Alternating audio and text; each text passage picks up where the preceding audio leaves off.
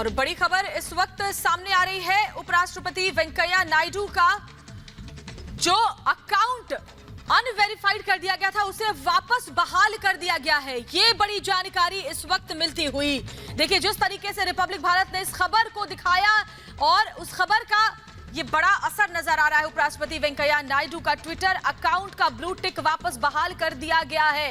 और जिस तरीके से पूरे देश में आक्रोश था जब उपराष्ट्रपति का ब्लू टिक हटा दिया गया था, अनवेरिफाइड कर दिया गया था बिना किसी कारण के बताना। अब ब्लू टिक हटाना ट्विटर की गलत मंशा को दिखा रहा था और उसके बाद अब ये बड़ा असर हमारी खबर का। देखिए रिपब्लिक भारत ने जिस तरीके से इस खबर को भी प्रमुखता से उठाया, क्योंकि देश हित में कोई भी खबर हो उसे रिपब्लिक भारत हमेशा पुरजोर तरीके से उठाता है और विरोध करता है तमाम उन बातों का जिसका असर इस तरीके से पड़े, देश की भावनाएं आहत हो। और अब ये बड़ा असर दिखाई दे रहा है। ट्विटर ने अकाउंट में ब्लू टिक जो हटाया था उसे वापस बहाल कर दिया है। हमारे साथ हमारे senior executive editor Abhishek Kapoor phone line पर जुड़े हुए। अभिषेक जी, जो बड़ी खबर इस वक्त सामने आ रही है, वापस उस ब्लू टिक को बहाल कर दिया गया है ट्विटर की तरफ से।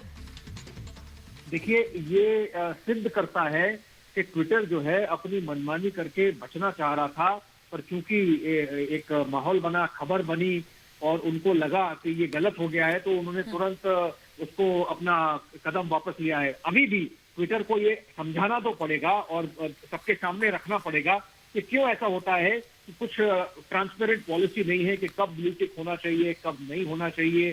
क्या ये उसके लिए कोई प्रोसेस फॉलो करते हैं, या कोई स्टेप बाय स्टेप उनका एक प्रक्रिया है जो वो फॉलो की जाती है, जो पब्लिक डोमेन में शायद नहीं है, जिसके बारे में एक सामगोई से वो सामने नहीं रखते हैं, जिसके कारण ये कानून बनाए गए थे। और कैसे हो सकता है कि भारत के उपराष्ट्रपति जो अभी पद पर हैं उनका ट्विटर हैंडल ब्लू टिक हटा दिया जाता है? मतलब क्या आपका कोई इंटरनल मैकेनिज्म नहीं है? यही तो जो भारत के इंफॉर्मेशन टेक्नोलॉजी मंत्रालय है, उन्होंने अपनी जो कानून व्यवस्था एक बनाई थी 2011 के रूल्स को बदलाव करके कि भाई आपको अपनी जो आपकी प्रणाली है वो जब सरकार अपना सारा कानून वेबसाइट पे रखती है तो आपको क्या समस्या है? आप एक प्राइवेट कॉर्पोरेशन है अमेरिका के अपना सब बताएं कि आप क्या सिस्टम फॉलो करते हैं और एक अधिकारी रख दें जिससे कि हमें कोई संपर्क करना हो। हम जैसे कोशिश कर रहे थे संपर्क करने की, हम नहीं कर पा रहे थे अभी खबर की पुष्टि करने के लिए।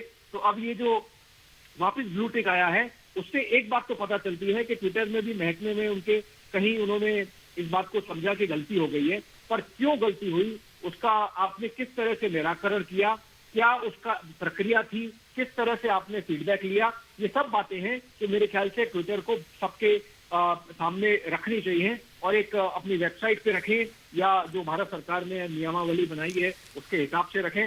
सरकार संज्ञान ले इस बात का और जो अपने कानून नए जो उन्होंने आईटी रूल्स बनाए हैं उसको इम्प्लीमेंट करवाने के लिए और भी जो करना चाहिए। मेरे ख्याल से ये एक मौका है ट्विटर ने आज गलती करके दिया है। और अभी भी देखें उन्होंने उपराष्ट्रपति का ट्विटर हैंडल तो रिस्टोर कर दिया ब्लू टिक करके, पर आरएसएस के इतने सर्वोच्च नेता हैं सुरेश भैया जी जोशी, अभी सिर्फ 2 महीने तक सरकार थे। इफेक्टिवली आरएसएस की जो हायरार्की है उसमें नंबर 2 थे और अपने सेहत के कारण से वो छोड़ के गए हैं, वरना शायद आरएसएस के और भी ऊपर जाते वो। उसके अलावा अभी भी संघ के जो संचार है उसका वो मुखिया हैं अरुण कुमार जी जो हैं, उनका भी ट्विटर हैंडल अनवेरिफाइड रहता है। तो क्या वो भी ठीक होगा? और वो अगर ठीक होगा तो वो किस प्रक्रिया से ठीक होगा? क्योंकि हमने देखा आरएसएस के जो अभी स्पोक्स पर्सन थे वो बता रहे थे कि हम संपर्क नहीं कर पा रहे हैं, हमें पता नहीं चल रहा है ट्विटर में किससे बात की जाए, हमारी ईमेल का कोई जवाब नहीं आ रहा है। तो ये एक पूरी आज डिबेट खड़ी कर दी है ट्विटर ने अपनी इस हरकत से।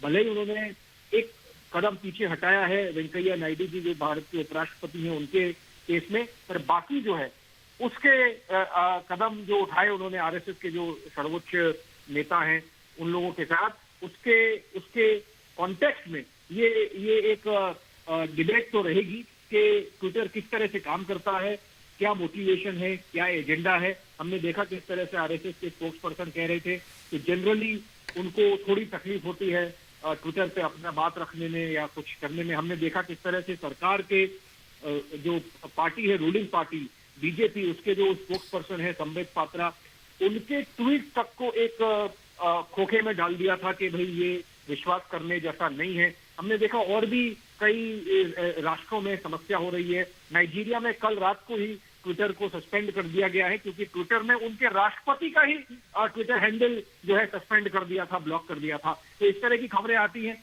डोनाल्ड ट्रंप का, अमेरिका के राष्ट्रपति हैं, उनका भी उन्होंने ट्विटर हैंडल ब्लॉक कर दिया था कई बार। श्वेता, बहुत दिलचस्प जानकारी है ये। अगर डोनाल्ड ट्रंप ने लिखा कि ये कोविड वायरस चाइना से आया है, तो उस ट्वीट पे प्रश्न चिन्ह लगाने की कोशिश करी ट्विटर ने। आज हम देख रहे हैं कि जो उनके एकदम डार्लिंग थे एंथोनी फॉची, डॉक्टर फॉची, वो अब खुद स्वीकार कर रहे हैं कि शायद चाइना से आया होगा।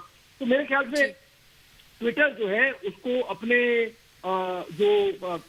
अपना जो प्लेटफॉर्म है, उसका जो एडिटोरियल पॉलिसी है, उसकी जो राजनीतिक एक व्यू है, उसके बारे में और क्लैरिटी लानी पड़ेगी। और वो डिस्क्लोजर जैसे कहते हैं अमेरिका में, भारत में भी उस तरह से डिस्क्लोजर शायद ट्विटर को करना पड़ेगा कि भाई हम इस विचार के लिए खड़े होते हैं, हमारा प्लेटफॉर्म सबके लिए है, पर इस विचार को ज्यादा तवज्जो मिलेगी। जी अभिषेक जी, हमारे साथ राकेश सिन्हा जी एक बार फिर से जुड़ गए हैं। शुक्रिया आपका अभिषेक जी। मैं लौटूंगी आपके पास। राकेश सिन्हा जी, तो बड़ी जानकारी जो मिल रही है वो ये कि फिर से ब्लू टिक को बहाल कर दिया गया है उपराष्ट्रपति का जो ट्विटर अकाउंट है उसको लेकर, लेकिन अभी भी आरएसएस के जो बड़े नेता हैं उनका ट्विटर वेरीफाई नहीं किया गया है। देखिए, ट्विटर के पास कोई पारदर्शी नीति नहीं है। उसने क्यों ब्लू टिक हटाया, इसका जवाब ट्विटर को देना पड़ेगा। इसकी जवाबदेही है। आप अपने पब्लिक डोमेन में रहकर आप अपनी स्वेच्छा के अनुसार कुछ नहीं कर सकते हैं।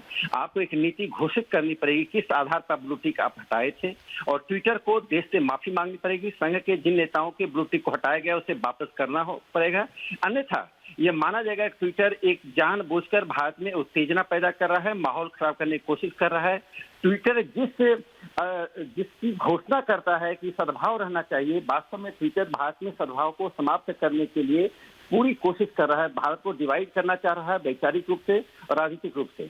इसे ट्विटर की घोर निंदा की जानी चाहिए और ट्विटर को देश के सामने, दुनिया के सामने बताना पड़ेगा उपराष्ट्रपति जी के ट्विटर अकाउंट से, एक हैंडल से ब्लू टिक क्यों हटाया गया है। इस जवाबदेही से ट्विटर पीछे नहीं हट सकता। बहुत बड़ी बात आपने राकेश जी कही कि वैचारिक रूप से डिवाइड करने की कोशिश ट्विटर कर रहा है लगातार, और ये हम देख भी रहे हैं। जिस तरह की एक तरफा कार्रवाई ट्विटर की तरफ से की जाती है, जिसका कोई उसका कुछ दिया भी नहीं जाता, मिसाल भी नहीं दी जाती, उदाहरण भी नहीं दिया जाता है कि आपने ये किया क्यों है। और सबसे बड़ी बात राकेश सिन्हा जी ये है कि ट्विटर के पास कोई पारदर्शिता नहीं है, कोई ऐसा अधिकारी नहीं है जिसकी मांग लगातार की जा रही है, जिससे अपनी कंप्लेन की जा सके, जवाब मांगे जा सके। देखिए, वास्तव में मैंने कहा कि जब एकाधिकार हो जाता है किसी फील्ड में, तो वो एकाधिकार के अनुसार वो व्यवहार करता है, और ये ईस्ट इंडिया कंपनी ही है। यदि हम समय पर नहीं चेते और इसकी वैकल्पिक नहीं खड़ा किया तो हमें बहुत संकट का सामना करना पड़ेगा। जी बिल्कुल। अभी भी सबसे बड़ी बात यह है कि देखिए, आपने किस आधार पर उपराष्ट्रपति का ट्विटर हैंडल अनवेरिफाइड किया था? क्या वो पद से हटे थे? क्या कुछ बदलाव आया था? कुछ तो आपको बताना पड़ेगा ना कि जब आपको दबाव पड़ा, जब आपको फटकार पड़ी, तो फिर आपने वेरीफाई कर दिया। तो ये मनमानी तो नहीं चलेगी इतनी बड़ी शख्सियत के साथ में। राकेश सिन्हा जी तो फोन कर गया है राकेश सिन्हा जी का, वापस भी हम उनसे संपर्क करने की कोशिश करेंगे, लेकिन सवाल पूरे देश से यही उठ रहे हैं कि ट्विटर को जवाब देना होगा उपराष्ट्रपति का।